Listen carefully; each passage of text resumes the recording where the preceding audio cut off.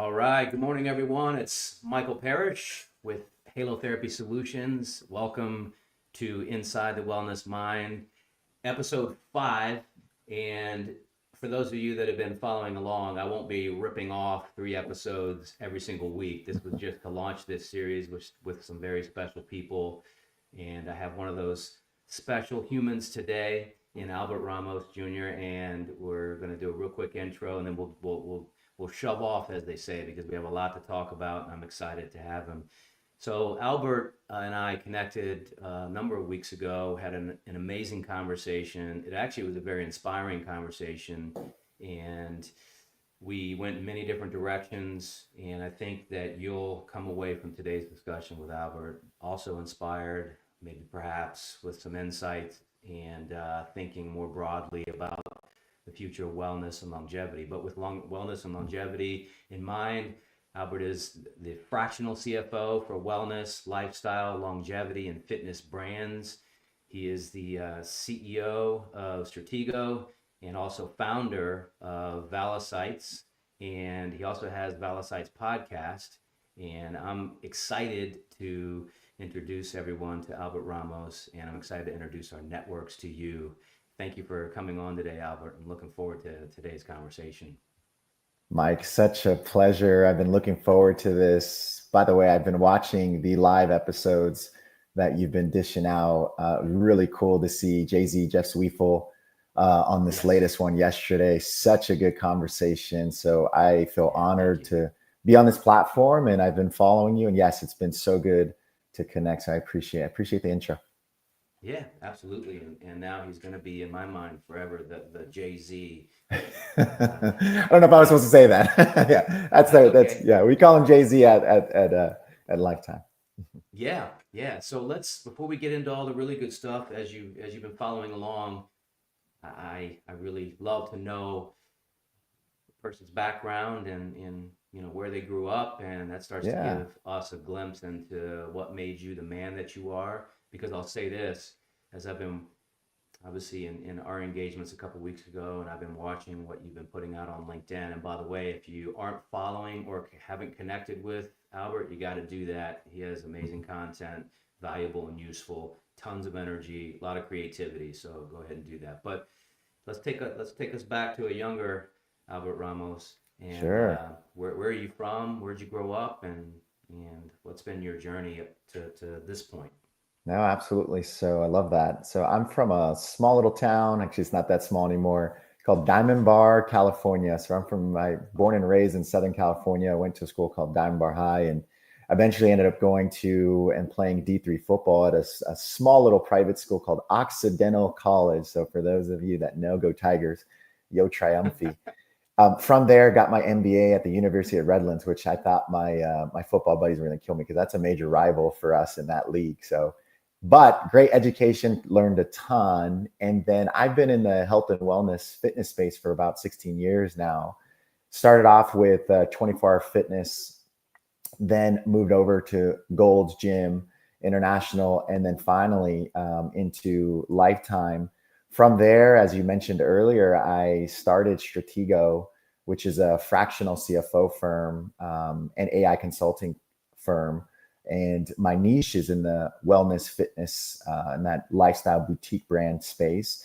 I also spend a lot of time, and I know we'll talk about AI, but in construction, manufacturing, it's picking up quite a bit when it comes to upgrading the financial tech stack, recruiting, retail, hospitality. And so that's been a lot of fun. And then I saw a void in the strategic finance space where a lot of these AI powered or automated tools were spending a lot of time saturating the invoicing, accounting, front end bookkeeping process. Not a lot happening with the exception of dashboards in the FP&A strategic finance side. And so we'll get into that in a little bit on how we founded Valisights and what we're solving for there. But that's a place I spend. But no, my family's still out in California. They're pretty mad. We got the grandbabies over here in Texas. We're not in Houston, Texas. So orient me. So I resided, first off, so my first experience with Southern California was, I know I'm dating myself here, but as a wee young man back in 1991. I remember flying into San Diego. I remember being nervous. I was super nervous because I was getting ready to check into the Naval Special Warfare Center. But I remember leaving the airport and then heading over the Coronado Bay Bridge and then Oh looking yeah. off in the distance and seeing the military compound. But that's where I fell in love with Southern California. So if I'm orienting myself, that's San Diego County, Southern San Diego County. Right. Where is Diamond Bar in relation to that? So Diamond Bar is right in the middle of, you have LA and Orange County. So it's near Brea, California, Irvine, California. And so Got it. Okay. you were about, oh, well, depending on traffic, but let's just call it on a good day, about 40 minutes down south. But Coronado, beautiful, beautiful area. Yeah. And it was a different experience then in 1991 than it is now. Mhm. You could actually get onto Coronado Beach, and it was as if it was a secluded land, and there weren't that many people traipsing around the beach. The only people you would see would be at Hotel del Coronado. But if you go out there Mhm. now, it looks like almost Ocean City, Maryland in the summer. As Right. many bodies as the eyes can see. A lot of people, a lot of tourists. Yeah, a Absolutely. lot of tourists. So let me ask you this, because you mentioned, so you mentioned World Gym, Gold's Gym, actually. Yeah, Gold Gold's Gym. So Gym. Gold's Gym. So, but 24-hour fitness, Gold Gym, then Lifetime. Is that kind of That's the order? That's right. And actually, what I didn't mention, it's something a lot of people don't know about me. I actually worked for Extreme Makeover Home Edition. I know we were off camera. We were talking about the entertainment space, and so I was in castings for season 9, getting families onto the show of Extreme Makeover Home Edition as well. That's pretty cool. When did you do that? When was season 9? So that was right after college. Post 2010. So right around that time. Okay. Yeah, Yeah. 2010. So with that in mind, I have a cousin, Janelle Parrish. I would call her a, this is not a slight at all, but she's probably a B list, maybe C list celebrity, but she makes a tremendous living. Even at Of that, course. even at that stature, she's somebody who has 12 million followers on Instagram. But she was on Dancing with the Stars. So when you say extreme makeover, whereas Amazing. they're not dancing, but that sort of reality show era, she was on Dancing with the Stars and came in second to Alfonso Ribeiro. Wow. Yeah. So, It's a great show. so it's a fantastic show. Yeah. It's a Yeah. lot of fun to watch. Now, as you continue to blow up, if they come calling your name, you're gonna I put think your those days are name tag. I think those days are over. I did actually, funny enough, my family and I were on Family Feud, and then we did a little, or I did a little MTV. This is back in the day, and I think those days are over. I'll focus on Stratego and Yeah, Valisights and all of that. yeah, yeah. Well, we're glad you're in our wellness and fitness and lifestyle and longevity space now. Trust me. Mhm. So, but I wanna get a sense of kind of getting a glimpse of where you were when you were 24-hour fitness and Golds then Lifetime. What were you doing for those organizations during those Yeah. days? So many of those roles are a multi-unit position. So at 24 Hour Fitness, I was responsible for, speaking of San Diego, South San Diego, and eventually South Orange County. Then I made a transition with a great partner of mine, Dean Papez. We went over to Gold and repositioned the brand, spent a lot of resources into the franchise part of the brand, and just got everything aligned, digitized, and created some better workflows and systems. And so I was in an area director role there, where I not only was in the corporate environment, but also responsible for 22 of their locations across 3 different states.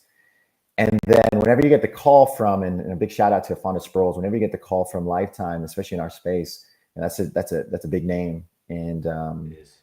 And so that was a great opportunity to move over there into an area director role, where I was responsible for one of the largest markets in the portfolio, actually out here in Houston. And so there's been a lot of growth. There continues to be a lot of growth. Can't wait for more of these stores to open up. They had some of the recent ones were out north in the Woodlands, and then down south at Mhm. Sienna, and they're doing fantastic. I'm now a member, and I love it. I go just Yeah. about every day, and played a lot of pickleball. So we have I think, well, at the time I was with Lifetime, it was 117 courts. So there's a lot of pickleball being played down here in Houston.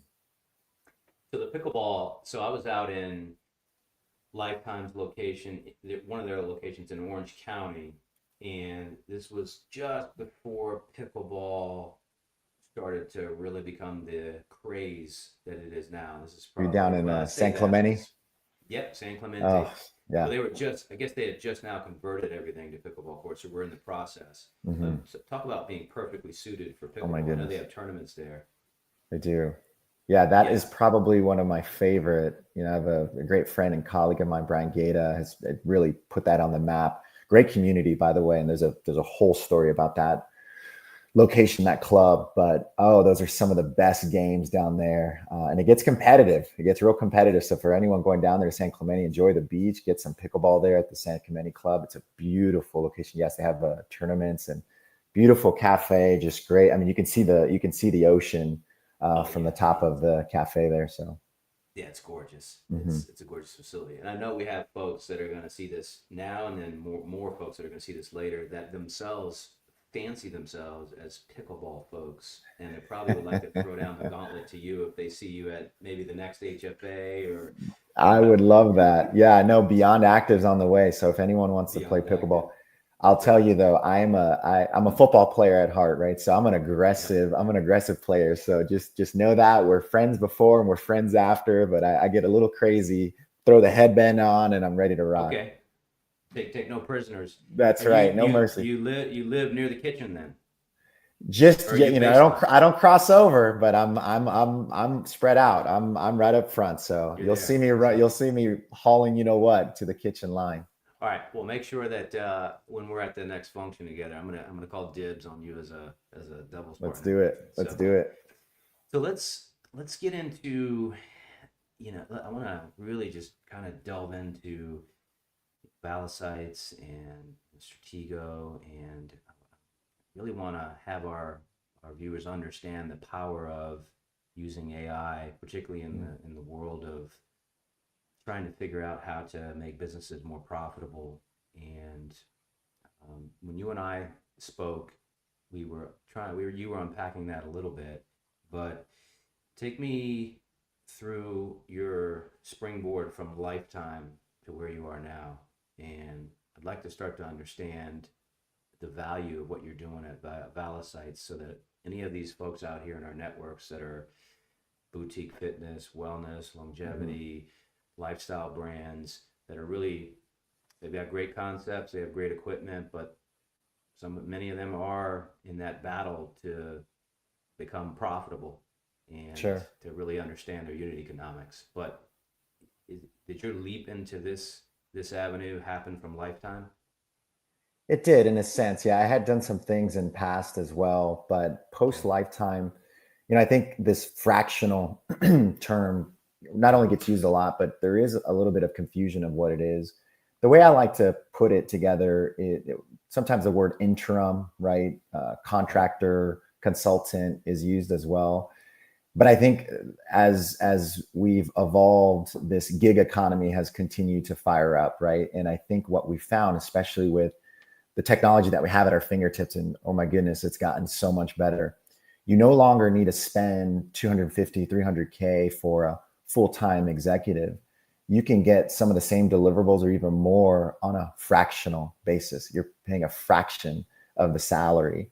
That's the way I like to explain it. In a lot of cases too, a lot of the mom and pops, boutique franchise roll-ups, they can't necessarily or have the budget, can't afford a full-time executive. It's just not in the cards today, maybe something in the future.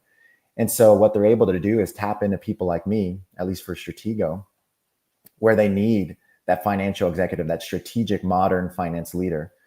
The way I position Stratego, though, is not just on a finance side, as you mentioned, it's also combined with AI. And so it's funny, you had Jeff Sweetful on the call. And this was about 2 years ago or so. I remember him being on a virtual call. I think it was on a Zoom or something like that, a Teams. And he actually challenged the group on this call, small group, to go and try out this Chat GPT. I'm like, what the heck is this, Jay-Z? What's going on here? And it's so funny. I've never told him this, but I actually started spending time with it, watching a lot of YouTube videos. Then that transition to, wait a second, it's not just the prompting framework. Let me get into building GPTs. And then post lifetime along the way, just with different partnerships and people I've spent time with, learned how to the agentic wave and building agents and things like that. And so Stratego I just found this niche in the wellness space and the fitness space where I think there's a lot of attention on, yes, of course, the experience, operations, and marketing and sales. Where I find less of a maturity is on the finance side. And I'm talking about pricing strategy. I'm talking about cash flow forecasting, even the nuts and bolts, but it's missing quite often, or at least on the follow-up piece in forecasting models, is the budgeting process. Yes. And so I saw that void on the strategic finance side, whereas many of our wellness studios, and probably many listening, have a bookkeeper, maybe it's internal or outsourced. What they're not getting the value of is where's the FP&A space? How can I forecast? How can I see my cash positioning so I can make better decisions? If you don't have the FP&A space, it's very difficult to make some of these strategic decisions that will create long-term and sustainable success. Now, Stratego coupled with AI, get into Valisights, you can now make these decisions faster, less manual. You save a ton of time. And I'm talking to the finance professional or the owner. You're saving a ton of time not having to crunch numbers and make sure the Excels don't break and all of that. What people don't realize is when I walk into a bank, I get what I want because I have everything tied in a nice bow using the tools that we all have really, but that you have to learn how to use. I have it at my fingertips with the financial models, et cetera. So where's the best entry point in a business's life cycle for you? Because I'm sitting here, the reason I ask it that way is this.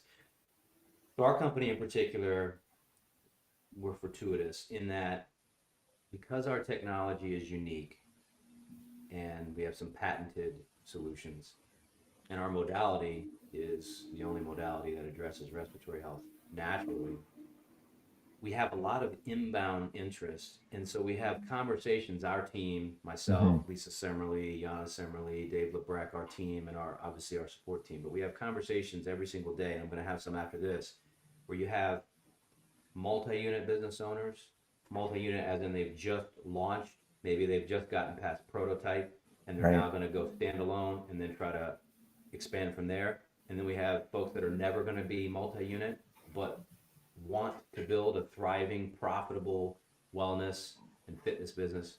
What's the best time for someone to reach out to you to try to determine how you can help them become more profitable? Because I can tell you right now, all the conversations I have every single day, every single conversation starts to migrate very quickly into this topic right here. How do I understand how to price the pricing schematics, and how do I create a profitable business? Yeah, and cash flow strong. So I'll give you a couple things. So where I found the sweet spot, at least for Stratego and even Valisights, is you're looking to cross over the $1 million revenue mark up to 150. So we'll leave that one there. Then what I've also found a sweet spot is when you're walking into Q4, a budgeting process. That's where a lot of these companies, franchise roll-ups, boutiques need a lot of help. Then it's also into Q1. Yes, your Super Bowl, but implementation. When we decide in Q4 where we're going to invest the dollar, what does that look like? How do we roll it out and implement it the right way so we're not messing around with Q1 results? And so that's where I found a solid sweet spot. But Stratego and Valisights, and I'll talk more Stratego right now. It can start with a startup phase. For instance, currently in the process, and we'll publicly announce it. I guess this will be the first time everyone hears about it, but we're currently in a seed round capital raise for Alchemy's House, which is this blend of wellness community platform. Think Remedy Place and Soho House combined. I mean, it's an amazing brand. Go check it out at alchemyshouse.com. But we're raising $4 million for this wellness brand, and we're getting a lot of interest. So Stratego not only supports capital raising for a startup, it also supports go-to-market strategy, actually launching, let's say, a platform or product. And then we also have mature organizations, right, which I'm sure many that are listening are more in that mature but looking to grow. That's also within the sweet spot. And to your point, it's just there's a lot of work to be done and models to be created around pricing strategy, right? Your dues model is very important, but not just what we think of. And this is where I see a lot of is the income statement, but the statement of cash flow. cash flow is where I see, and I think our industry will get more mature here. And I'm talking not necessarily your Equinox or Lifetime. They clearly have a robust financial back office. Right. I'm talking about small to medium-sized businesses. They typically don't have that experience, the financial literacy, or even the resources. And I'm going to say human power, but also digital species power, which I'm sure we Yes. can get into. So with that in mind, on that startup side, when a business is, if we have tons of startups that come our direction and they're looking to put together their suite of wellness services and they're evaluating the various wellness modalities that they potentially could bring in, because there's a lot of these folks are maneuvering all over the place and their mental furniture is shifting in multiple different directions, and they're doing exactly what you're talking about. They're trying to say, okay, how can I launch this business? Which modalities can I bring in? How do I determine which of those modalities is going to give me the best payback? Mm-hmm. Of course, that's one little simple metric, and that's a That's very right. simple metric. But then which one beyond that is going to give me the best, let's say, set of metrics with respect to ongoing revenue generation and net profit margin within them each. Are you able to come in when someone's at that phase and they're really trying to determine what their blend of services and modalities is going to look like? And there's that question. Are you able to come in at that point? And I have a follow-up question to that. Yeah, I do. What's funny about that is a lot of startups aren't even at that point. When I come in and I call it lifting up the hood, that's what's Mm-hmm. missing. Now, if the skeleton there, that framework's already existing, oh, we're moving even faster. And so that's exactly right. Not just where you're pricing things at, but what are the costs? And where I see a lot of companies go wrong, specifically when you have, different modalities or features, or let's call it the ecosystem, is they're not Yes. necessarily looking at the profitability, the margins per category, per vertical, right? Yes, we see that we have the traffic assumptions, we have the revenue assumptions, the price assumptions, the utilization assumptions. That doesn't necessarily mean it's a great vertical. It might be sexy and hot out there on LinkedIn or social media, but when Right. you look at the cents on the dollar that you make from it, it's like, why are we even doing this? The amount of resources, investment dollars that we're putting into this, and we're making, 10 cents on the dollar, not great. I'd rather go after the 30, 40, 50 cents on the dollar. I'm talking profit margin. So I help Yes. organizations with that too. It's just breaking that down to the ridiculous, so you know what type of dollar you're squeezing out of each one of these verticals. Again, there's a ton of noise out there, right? And you see it in the longevity space, and there's a lot of new and exciting things. But when you break it down, you're only squeezing a little juice out of the orange there. I think you got to be really strategic about that and where you want to spend your time. Yeah, that's powerful stuff, Albert. This is just a thought surfacing in my mind. Most of our folks that purchase our equipment, because we're a company that I always like to say, if you've ever read Wealth of Nations, it's the concept between um, natural pricing and market pricing. Mm-hmm. So we don't, as a company, stick our finger in the air and say, since we have this amazing equipment and we have this amazing story to tell, let's just see what we can get. We don't do that. We drill down on our margins and price our equipment such that it's you're getting a ton of value for the price point, and obviously having enough margin so that we can be profitable and still serve our customers on the back end. So there's that. Right. But when someone's at this stage where they're launching their business at startup, what's your opinion, or maybe some insights or some directional thinking on making the decisions between taking your cash Mm-hmm. and paying for these income producing assets, because that's what Mm. they're going to be when you That's roll right. them out to your customers, versus maybe using other people's money to be able to generate revenue, to pay the cost of the equipment, and then create profitability that way. What's your thought on the difference between those two methods? Yeah. So first off, other people's money, when you're chatting about that, so people are understanding, because a lot of people don't understand this. We're talking about Mm-hmm. bank institutions or even any type of investor relation, right? Injection of capital.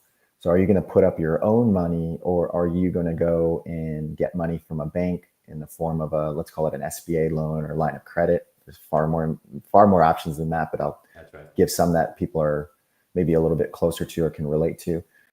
Or are you looking at some type of VC, private equity, family office, or some type of angel investment or something like that? So yes, that's there's a lot of pros and cons to that, right? From, do you want some additional hands in the cookie jar if you're looking for some type of OPM, other people's money from the investment side of things? Do you want to take on some debt and have to service that debt on a monthly basis? So how does that impact your cash flow, right? Do you have the funds? And, and a lot of amenities that I know we've chatted about or that we see in our space that can be capital intensive, right? So you got to keep those things all in mind. But it's not even, as I mentioned earlier, it's not just about the income statement. Is what does this all do from a operating, investing, and financing of cash flow, inflow and outflow? And you have to be able to break that out for each one of these modalities, each one of these amenities.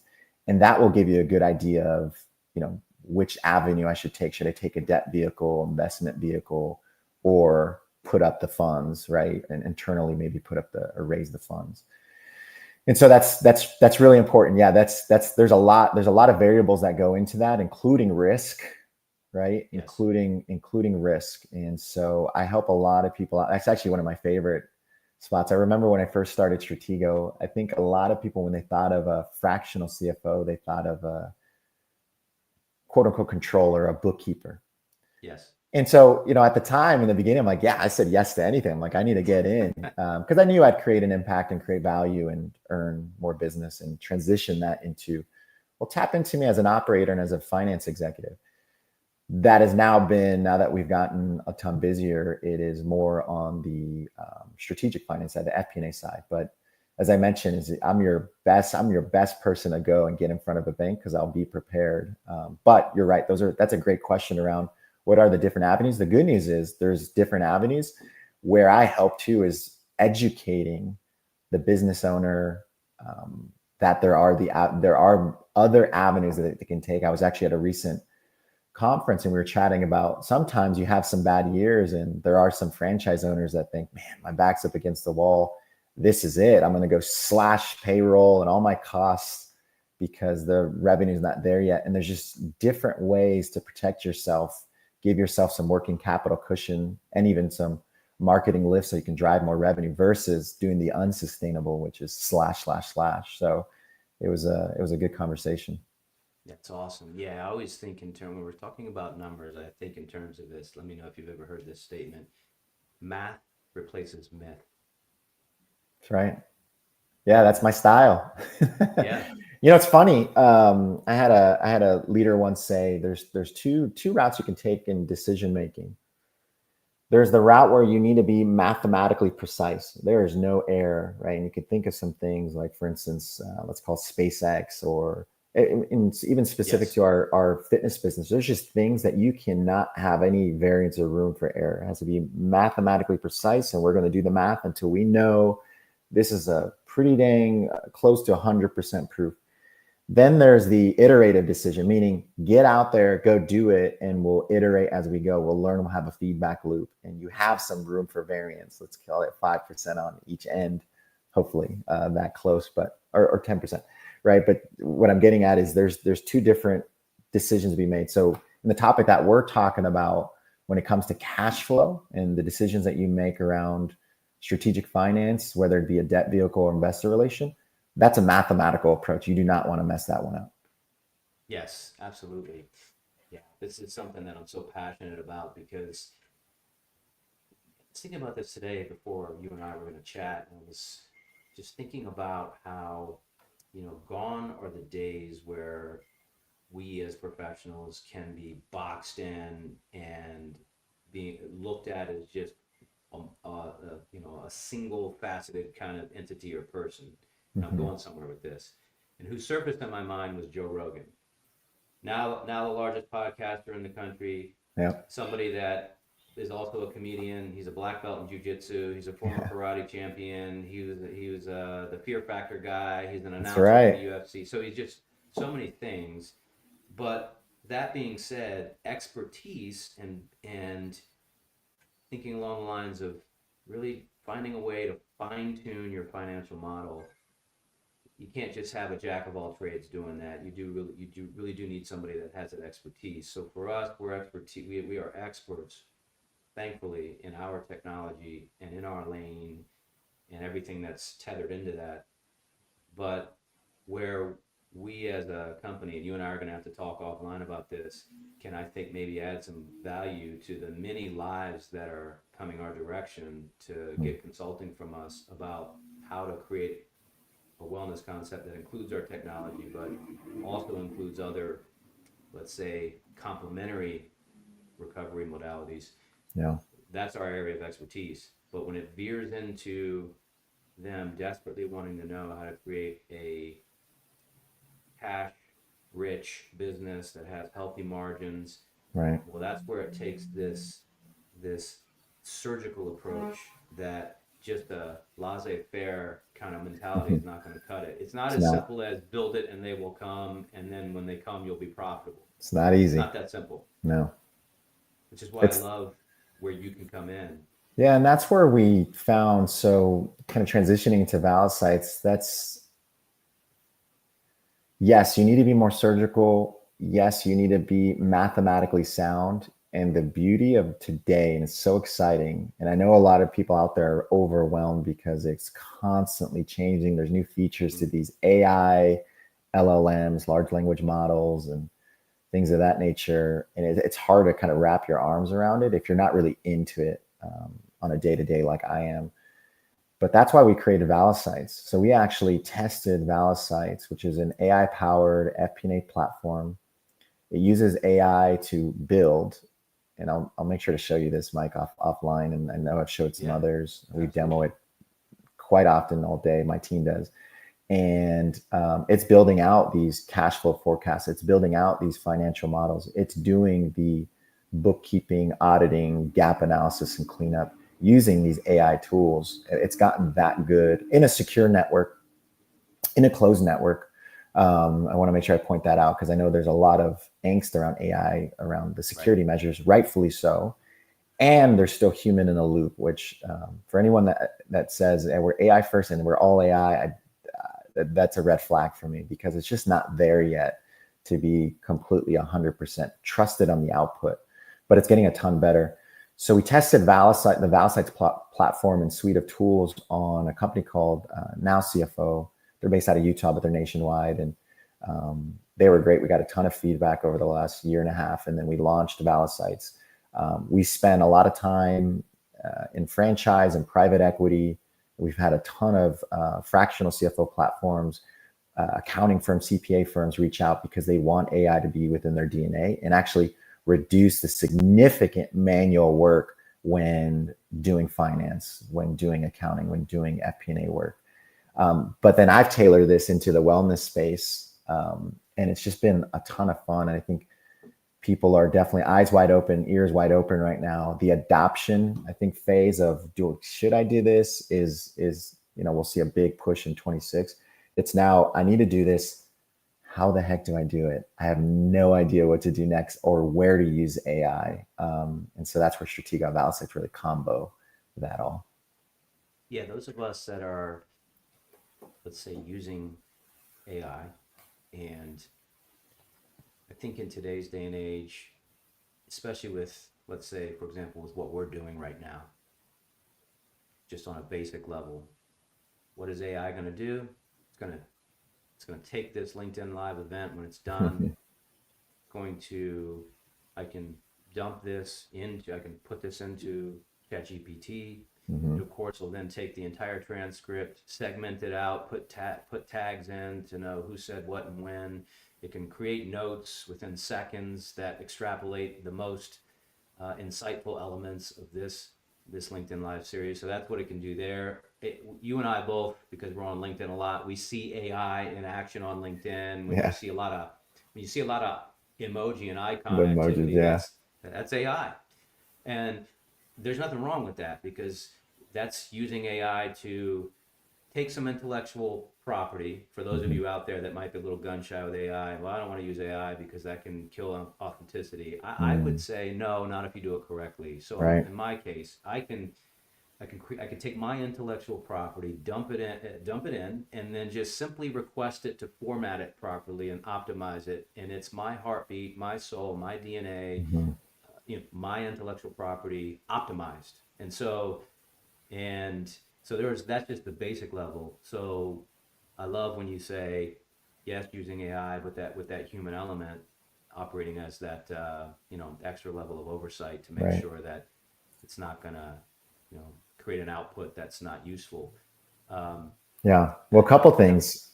I was going to add to that a couple things because I do think it needs to be mentioned is what we're talking about is augmentation, right? Valisights, yes, augmentation, optimization. There are tasks today that can be replaced. There are positions. It's already happening. I'll tell you, when I go into an organization, I look to reposition first before replacing. Just, I want to make sure that we protect the culture and the team member experience and morale. But the fact is, there are positions today, and I'll just speak to finance, that don't no longer need to exist. So when you're talking about prompting, right, and we're talking about generative AI, right? So for instance, this optimization, this output generating something from something contextual that you've given or some type of language you've provided, whether that's you're typing it in or your now voice, right? yeah, that's a very manual way to use AI. Right. So it's a if this then that still, right? Still Yeah, predictive yeah. based off of the language. I like to use the framework called Pico. So it's when I'm prompting, where I find a lot of people make mistakes is they use it as a Google search, right? It's like, tell me this or what is that? Yeah, Versus narrowing it. You are an expert at X, right? That's personalized. Then you provide the information. You ask it what you need or what you're looking for or what you're working on. Then there's C, which is context. AI likes to know what great looks like. So a lot of people that challenge, well, I lose my authenticity. So tell him what you sound like. Tell him that's who right. you are. Tell him. Tell it, him or her. Tell it what you want. Your tone. What is your tone? What is your tempo? What is your sense and structure? So you don't need to lose your authenticity. It's still your writing, and it still will sound like it is you. You're just using a tool to get there faster and make it optimized, which is O. Optimization, a lot of people miss this one. We just take the first output as, all right, that's it. It's good to go. What I like to do to get a better, more precise output is to ask it, chat, give me 20 follow-up questions. I'd like this output to be more precise. I do that with just about everything that I do, the more complex things for sure. So I use this Pico framework. That's the generative side. There's then this agentic side, which I don't think everyone's fully prepared or aware of what this agentic thing can do. Let me just use an example in finance. This is I, great, by the way. oh, you'll It's love it. it's So I will, oh, come I on now. will, well, yeah, I've here we go. discovered that Yeah, and I use this with all love. I've discovered that whereas once I was this rough and tumble, SWAT military guy, I think I'm more of a geek than I am that guy. I So love it. You're yes, fired up. Well, shoot, it's funny so because when you were doing those arm throws the other day, I saw your LinkedIn post. I'm like, "Ooh, I need to get on my workout game." So we got a lot to share with each other. I need to get at it. So there's the generative side that I think we're all getting used to, right? Whether you're using ChatGPT, Microsoft Copilot, another good one, Grok, some of you out there on, mhm. on that one, or Gemini, Google Gemini. There's then the agentic workflows, meaning you can connect chat, let's call it, to some other platform. Maybe you're using like a Zapier. You're creating automations, right? So as you're prompting it, then it's triggering something else, and you can start to connect. You see that a lot on the sales side of things. You see a lot of people chatting about that, or customer service, That's right. chat bots, things like that. Then there's the actual agents where you're moving away from this like prompting, I must trigger it to get a response. I must input to get output. You then can create, let's say, using a platform called like N8N. I love that one because I'm not a coder. I'm not a developer, right? So just for those Right. aware, I'm not an IT guy. I'm not a tech guy. The tools have just gotten so much easier. In addition to like vibe coding, check out Lovable. It's another one. If you want to build a website, you no longer need a web developer. You can speak to the AI and it builds it right there in front of you. It's coding it right there in front of you. Lovable. Yeah, check that out. And they've done tremendous, by the way, if you look at their growth and their raises, capital raises. Then there's the agentic side where you build an agent. You're actually training an autonomous agent. So for instance, you mentioned this platform, this LinkedIn Live. So I do the Valisights podcast. What people don't realize is that I show up to the Valisights podcast. AI is taking care of the rest. So it's pooling articles by 8 p.m. each night. It's creating LinkedIn posts. It's creating my script. It's creating the questions because it's pooling someone's LinkedIn profile, all the articles about them, the 3 months worth of posts. That's the way we trained it. And it's putting this all together. And then it sends an email to our guest and they're ready to rock. It's all there. And then obviously if they want some revisions, we make some revisions. But I get to offload, and this is where I like to speak to this as I'm going into different organizations. You can offload a lot of these things that are administrative, and you can love the one you're with. Think of the interview, the whole recruiting and interview process is completely changing. If you take a look at companies like MetaView or Fana.ai, and eventually it will be AI interviewing candidates. That's actually already here, but I think it'll be more mainstream soon.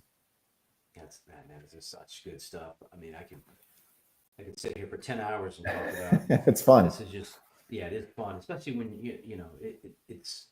I think it's fun for most people when they start to themselves even start to have initial interactions with AI, even just the basics of ChatGPT. If anybody on here has ever just even done what I've said earlier, which is just do the if then that kind of sequences, you start to say, oh, okay, I can see some power here. And then you morph from there and start to use all the powers of AI. Now, you've mentioned creating GPTs. Mm-hmm. Is that something that's done by and through ChatGPT? How can someone look into the value of creating GPTs and how does that get done? Yeah, so I have my favorites. How should someone think about what a GPT is? Oh, that's a great question. So I have my favorite, and it is ChatGPT. I just found it to be more useful in both personal and professional things. And so a GPT, the way I explain it and kind of simplify it is rather than prompting your large language model chat or Copilot and all of that, and it's pulling from everywhere, right? And I know there's a lot of tension points behind that. Is what is training the model? That's a whole different conversation. But now you want to narrow down the focus. So while my framework on personalized says you're an expert at what, so let's just take that little thing. You're an expert at what? So you're now narrowing this knowledge base, let's call it. A GPT is something that you configure. For instance, if I want, and I actually challenged a group the other day where I said, hey, I know you're all thinking about your 2026 human headcount goal, but what is your 2026 digital species headcount goal? And the eyes that looked at me, I mean, it was too funny. And I said, I know it's kind of weird, right, to think about, but what's your GPT game? What's your GPT headcount? What's your agent headcount? A lot of things, the way they're moving is you'll have an entire employee base. I say employee, but let's call it digital species base that will be AI. So I want someone in HR. So they're an expert at HR, and I want them to be very mindful about, let's call it employee contractor agreements. And so I'll configure this GPT with the instructions that I give it, right? And by the way, I can then modify its tone, what it's pulling from. So I can actually upload documents into the knowledge base so that within milliseconds, it's scraping those documents. Let's say it's for your organization, for the benefits, for the employee relations policies, team member handbook, et cetera. It can scrape all of that and come up with communication, come up with strategy, but it's narrowed for that specific topic. So if you look at Stratego, people wonder, I have a whole team, right, of humans. So weird to say, but it's true, humans. But outfitting all of them, right, is this massive amount of GPTs and agents, this digital species, which, by the way, chat, $20 a month is the best investment I've ever made into the payroll line item, if you want to call it that.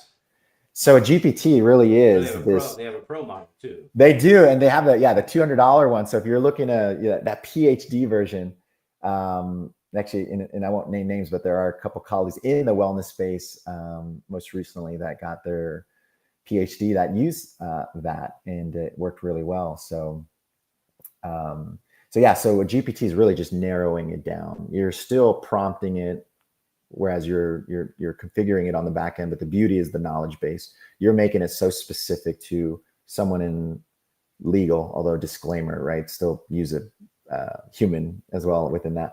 Marketing, finance. I told my wife this the other day as she was learning this, and this wasn't the other day. This was months ago, and now I think she talks about AI more than I do nowadays. I said, Danielle, if you had 4 Danielles, what would the other Danielles be doing? And then my disclaimer was, but with they can't take care of the AI, can't take care of the kids, type of thing, because she obviously loves that, but I know it can become a lot. So she brought up some of these repetitive, like this mundane things that she has to do, and I said, okay, so let's build a GPT to handle that. Let's build an agent to handle that. So it's really offloading this administrative, mundane, repetitive, lower value. I'm not saying it's not valuable, but lower value task. Maybe, because you just caused a thought to surface in my mind, maybe, especially as a married man, if you ever have a discussion or an argument, maybe you guys could just send that topic or discussion point to GPT, have both of you with your GPTs discuss it, and then come back and just look at it together. So if anyone wants to create a Gottman GPT, you reach out to me. So Mike, I'm all over it. That's right. That's exactly right. I'm all over it. But it's funny you say that. So let's just say for that, right? And marriage discussions, marriage counseling, all of that. There's a lot of great information out there that you can upload into a GPT. And I'll tell you, I've been there. Same with parenting or storytelling.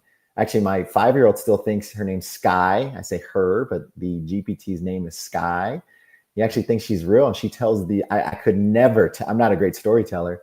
She tells these amazing stories. They just give her a little input. I want the toilet this and the space that and the rocket ship that. And, yes. She's telling an amazing bedtime story. And so, and another example, my son, my oldest, he's one of those mathematical wizards. He just loves math. I found, sometimes he'd pop into the office, Dad, give me 30 math questions. I said, here's another one. Now I still give him the math questions when I have the availability to be free with him, but he also goes into the computer. He has a GPT that tutors him on math. And, we configured it. I programmed it in the beginning. I say program, it's literally prompt typing it in to say, Jameson, your mom and dad love you, things like that for positive affirmation. Yes. And then it goes into the math question. So there's so many different things you can do with AI, from the very little to some of the more grandiose, like actually deep diving into an Excel per cell. It's so good. A 20-tab financial model can deep dive into it and find you exactly what you're looking for and create different assumptions and provide different recommendations. And I'm talking about Valisights now, but yeah, this is all incredible. So with Valisights in mind, and let me know if we veer slightly into Stratego again, but just so folks can understand, let's just say, and you and I talked about this in our original conversation. I got super excited about it as I was driving the car. I don't even remember which streets I was on, because I was more luckily it's all muscle memory at this point. Yeah. But you were helping to build my vision on the value of AI with not just, let's say, creating a more finely tuned financial mechanism within the business. But I remember us getting into the value of AI potentially with respect to adding optimization to, yes, marketing, sales, customer service, maybe delivery and logistics, the various departments within a company that, when working seamlessly and not in silos, can be the difference between a company that's really knocking the cover off the ball or not. Yeah. So the reason I'm saying it this way is because I'm thinking in terms of fractional CFO and using AI, but you tell me if I'm putting you in a different framework that you wouldn't operate in, but it seems like you could bring value by looking at the company holistically as well. Yeah, so I actually do these AI launch pads. My team and I do it. And as I mentioned earlier, not only in the wellness, fitness and boutique space or lifestyle space, but we're seeing a lot of traction I'd say for some reason, but I think I understand why now in the construction and manufacturing side. Specific to that, and let's just use the example of sales, right? So we were helping an organization recently where they had two industry vets within their organization. They sell utility parts. They got promoted and moved into two different roles, two different states. And so that department, that sales department, lost a lot of human capital knowledge, right? You brought up a transcriber earlier, and for those that are having company meetings or any type of one-on-one meetings, and you're not using some type of AI transcriber, I would get on that right away. Everything that we do is now a data point with AI because of AI, which is amazing. So what they could have done in past is been on each one of those calls and each one of those meetings with their AI transcriber and created a digital twin. Let's say it was Albert and Mike, who were the industry veterans.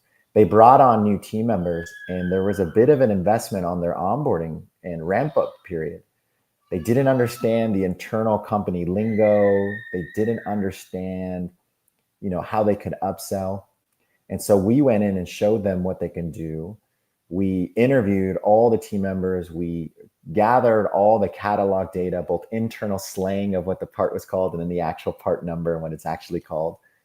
We then created different columns within, let's call it a spreadsheet, right? Your data sheet. And we found what parts actually supplement other parts. And we created scripts. So these new team members augmented by AI, right? And there's also sales being taken over by AI, which I think that's going to be slower for definitely the customer service side. So long as it's AI to human, I still think there's a lot of tension points there. Eventually, I think it will be agent on agent. That's a whole different story and down the road. But and I think a lot of companies are working on that. But I think for now, it's augmenting your sales force with AI. So when they're on a conversation with, let's say, a customer, they know what part, it's pulling it from the catalog within milliseconds. It's then recommending upsell. Mike, actually, a lot of our customers, great choice. A lot of our customers that end up buying X actually purchase Y and Z as well. Do you want to get that thrown in as well?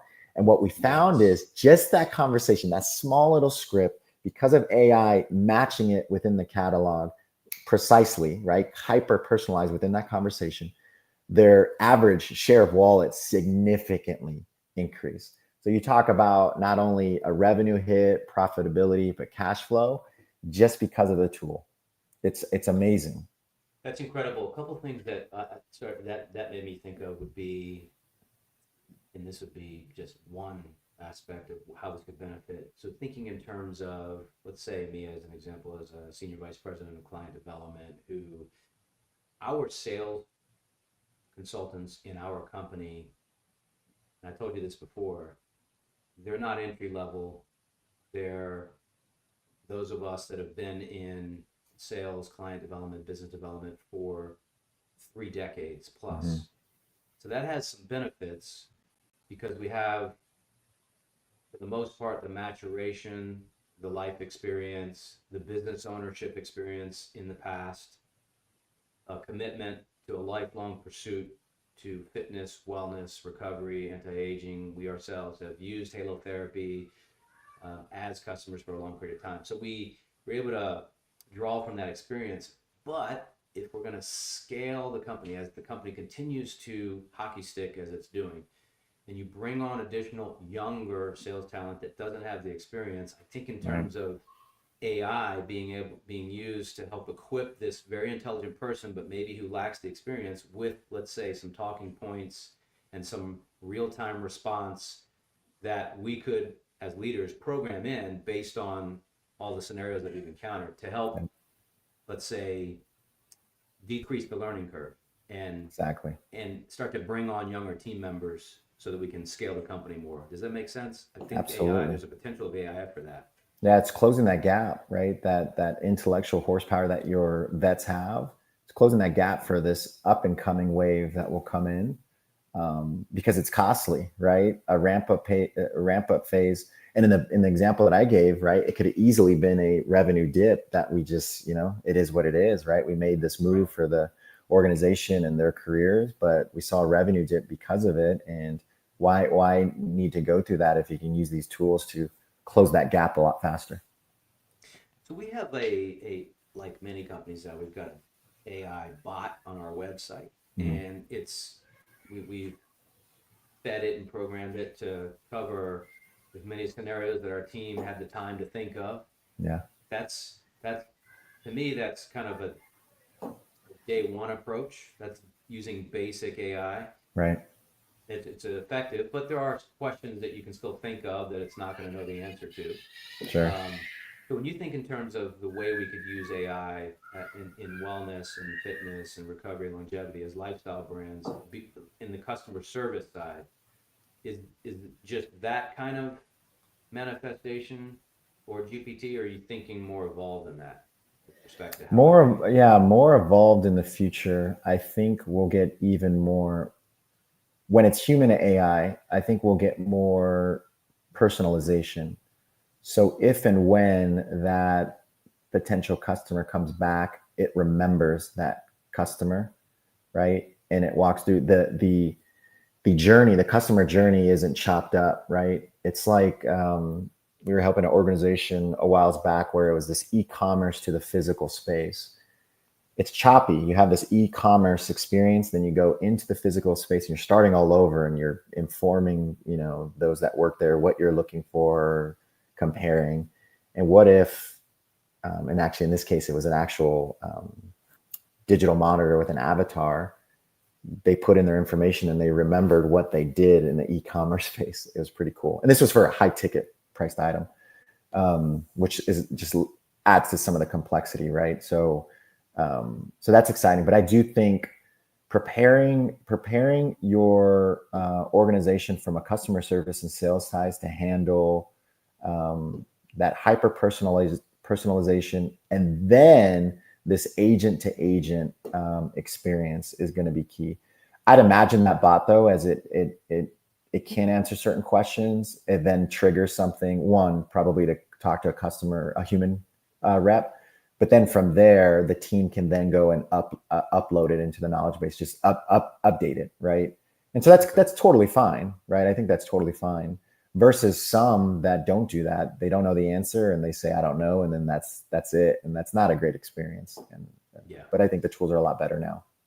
Seems to be a leap that you would just intellectually you would land there. That okay, if it doesn't find what it's looking for, then naturally for us, because we don't want to lose contact with anybody, it's going to direct them toward either a customer service rep or a sales rep. Yeah. So what I'm looking for, and I've been posting a lot about this. I think we have these tools, right? We have these tools that make us decide faster, improve our decision making, or at least they generate different ideas that it recommends to you and all of that. In our space, in our wellness space, in this lifestyle space, I think there are so many options. There's so many options within the ecosystem that I do think the end user is overwhelmed. I have a sleep option. I have a sauna option. I have a movement option, working out. I have a nutrition option. And in many cases, those are all 9 different brands. What I'm looking forward to, and I don't know who's going to solve it, maybe it's Halo Therapies, right? Pretty dang close. Who's going to solve it using AI to be the connective glue?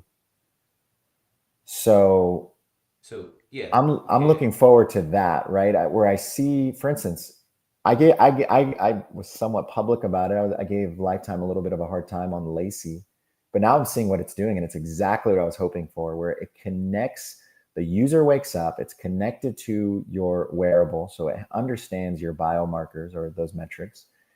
It's going to recommend what classes you can take from there. And I could see it where it's going. It's based on that calorie burn or whatever class you took. It's then going to recommend a menu item in the Life Cafe.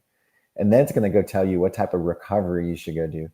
So it's using AI to connect the ecosystem. And by the way, that's under one house. That's under one Lifetime. I'm talking about a whole industry. Is how do we partner up? I actually think there's going to be a lot more of that.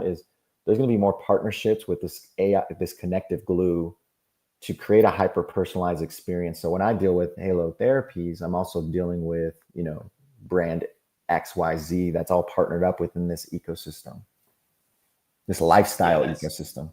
yes, it's lifestyle ecosystem, and that's definitely where it's going. Hmm. Like it or not, it's heading that direction. Consumers are proving that that's where they like to be. I mean, is it Aura? Is it the Aura ring? Right. Do you have one of those? No, I don't, but I I don't follow them either. quite a bit. Yeah. I follow them, and I know their CEO was at an Athletech news event.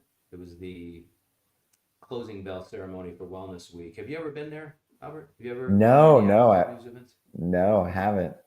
Yeah, that's Eddie Hertzman. Yeah, that's right. I So know Eddie. yeah, so you'll definitely want to try to get to one of their events, especially if it's maybe something like Wellness Week on the Nasdaq. That I sounds saw great. the recent one, that occurred. That was a huge event. They did a great job. Yeah, Jay-Z was there. I saw that on stage. Yeah. It's funny. Jay-Z and me. What's funny about the me being in finance, and I say, a little tech and AI is, yeah, I actually don't wear anything. I don't like to have anything tracking me. Well, Even for I my will. phone, I had this thing for the longest time called a light phone. It was just call and text. I went back for a little while. Yeah, I don't wear anything out of habit. I mean, when I was a police officer, I didn't want a Mm, wristwatch on because I was in specialized units, so I was in a lot of hand-to-hand combat scenarios. I didn't want someone to be able to grab grab it. something. Yeah. You know, I don't have any rings, necklaces.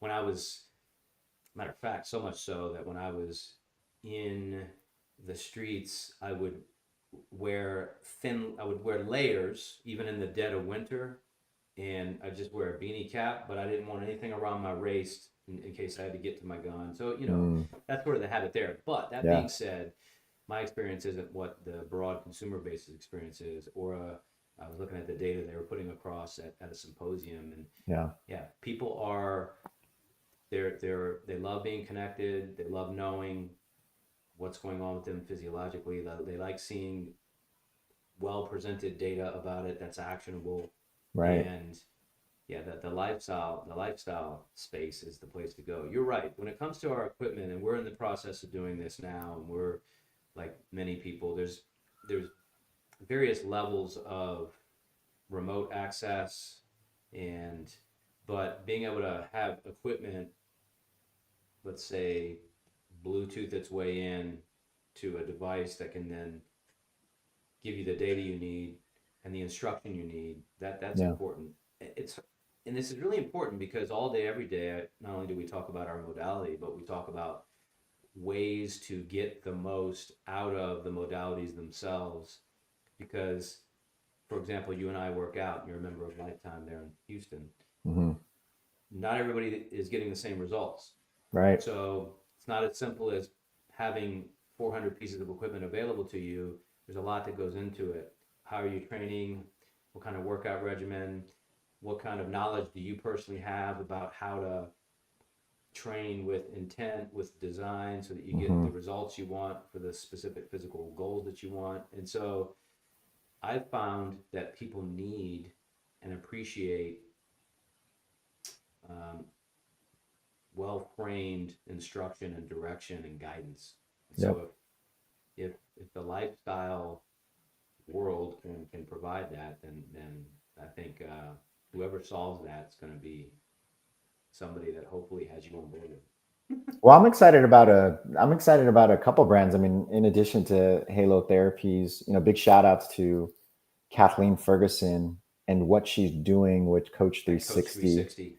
Yeah, her platform's amazing. You think about, and she's using a lot of technology behind the scenes too. We just had a recent chat, and um, when we thinking about how do we find great talent, how do we use AI to score, right? So that we're making a great investment in our human talent, and they actually stick around and meet the culture needs and meet the business needs and all of that. And then I think about Deborah Strugo from Citizens and her Yeah. partnerships with some others. She's been very vocal about AI in the coaching space. I think of the team over at Spren and I think it's Ecom as well, and they're all just doing a great job. They're really investing a lot of time. eGym, another one. I spent time. Yeah, I was out in Manchester in the UK with Pulse Fitness over a quick weekend, and got an opportunity to spend time with some of the latest and greatest of eGym. So we're getting there. Last year, it's so crazy that like even chat OpenAI was Q4 of 2024. It's felt like 5 years all in the last 9 months or so. But just last year, I was challenging our industry in a bit pretty vocally that we're just not that innovative. And look what's happened over the last 10, 11 months. And we're just getting started. We're just getting started. So I'm really excited about that. And that's where, from a Stratego and Valisights, I've positioned it from a finance and AI, just that financial back office. So I'm looking forward to spending more time with a lot of these different brands and people like Deborah and Kathleen, Eddie, and some others. Yeah, and I have a couple of people that I want to introduce you to that, at a minimum, need to be aware that you can potentially help them as they begin to expand their businesses. I'd love Because that. I'm looking forward. We're, I mentioned Alchemy's House, and so we're yeah, tell having me a about lot it. of. Yeah, Alchemy's House Alchemized is House. Who's at the awesome. helm of Alchemized House? Yeah, great question. So there's two co-founders. So it's Dana Head and Raven Reed. We call her Rave Reed, and they are amazing. If you take a look at them, do some research, alchemizedhouse.com. They have this beautiful wellness retreat out in Mexico. So their proof of concepts there, it's doing tremendously well. And now they're looking to continue that expansion in the States, which comes with its difficulties for everyone in our space. But they've really super disciplined approach to, speaking of finance, modeling it all out, and then just have this tremendous partnership network with people like Peloton, Aura, some others. But they're combining this wellness concept with recovery, right? Which we need to chat more about, Yep. performance, and then that social connection. What I also love about it is this alcohol-free type of community event. So they have pop-ups at um, different places throughout the country. They were just recently out in New York. There was a Forbes article on them as well. So check them out. They're So is this. that their still alcohol free? Is that a hallmark? It's going to be a hallmark of an Alchemized House location and or event. That's right. We're really excited about that too. If you actually saw, I think it was actually Fit Insider that just put this out there, is alcohol consumption is at the lowest levels. I think post post 2020, we really took a look at our health. There's obviously a ton of disposable income going into health and fitness and all of that Yeah, wellness. I mean, what we do, and of course, it's called Inside the Wellness Mind. But the beauty is we can pivot in any direction that we want. That's one of the things I love about when I talk to you. You and I can just go any direction we want. And Yeah. for those of you that are they're gonna, be on this series down the road, then just take notes, because it won't be just about one singular aspect of wellness. We can color outside the lines, as they say. But yesterday we talked about metabolic health, right?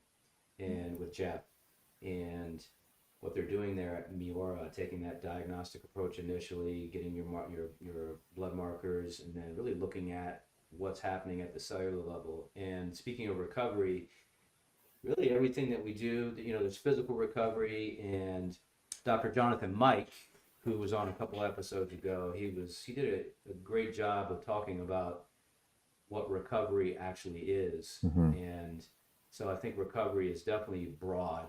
Recovery, the definition that he was giving was basically, when you think in terms of exercise, you're putting your body under duress. Obviously, you're starting to experience some lactic acid buildup. You're having some CO2 buildup within the cellular structure of Right. your body. And then you rest so that you can recover, so that you can then resume again. And so, but the whole wellness and recovery space, it's amazing that what we're all trying to do at the end of the day is, yes, help someone relax and have a good experience. But if we look at our technology, halotherapy, what is that? Dry salt therapy. Well, Right. what does that mean? That means we take pharmaceutical grade salt and we have a generator that mills that salt into not millions, but billions of kinetically active tiny salt particles that are about the Hmm. size of, well, they're actually about 30 to 60 times smaller than a single pore in your skin.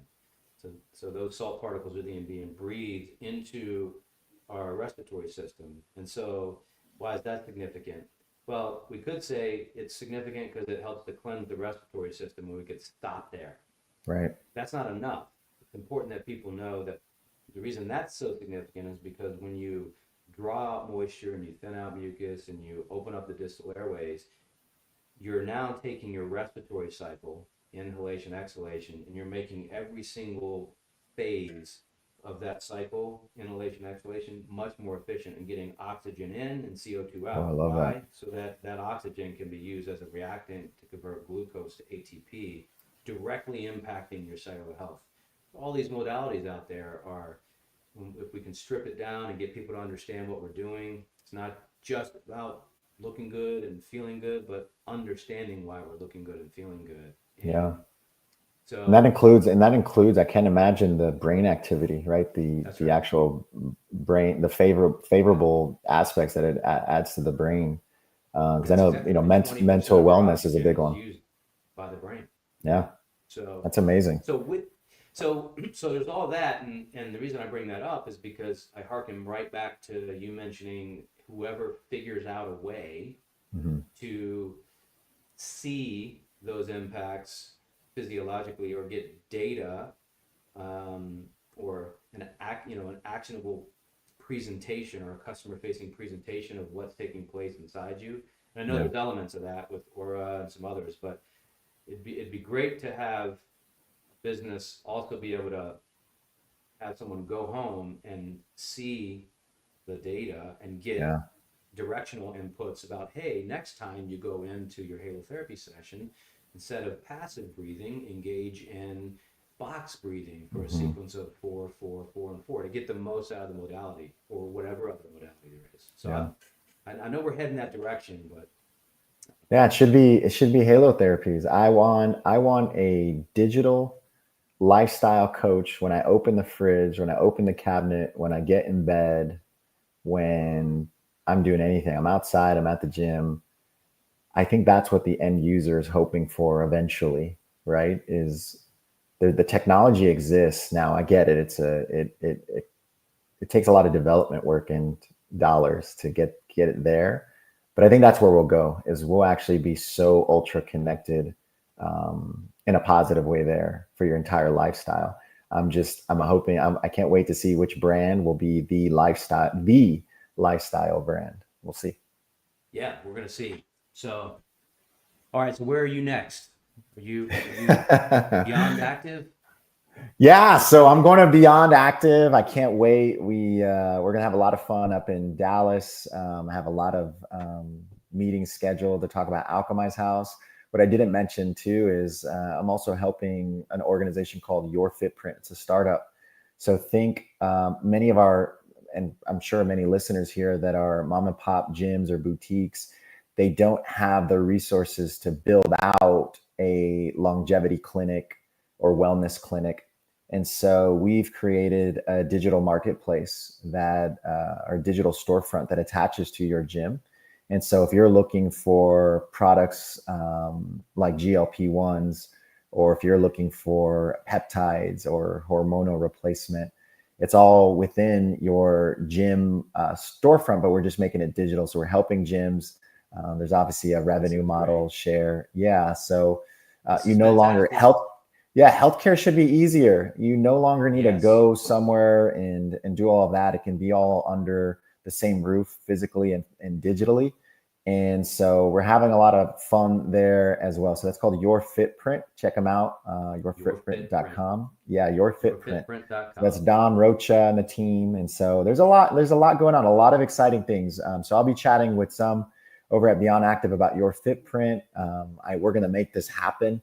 at Alchemy's House because our communities need them more than ever before, especially on the social connection and mental wellness side. And then I look forward to spending time with more brands that need support. I think this is, as you mentioned earlier, what's the sweet spot? It's Q4 and Q1. So reach out to me on LinkedIn for sure. Absolutely. Albert, thank you so much for your time today. And I'm looking forward to having you on in the future. And I'm looking forward to connecting you to some folks that certainly would need some of your time and attention and expertise. And we appreciate you joining Inside the Wellness Mind. And everybody out there, be well, be safe, and we will see you soon. Thanks so much. Thanks, Mike.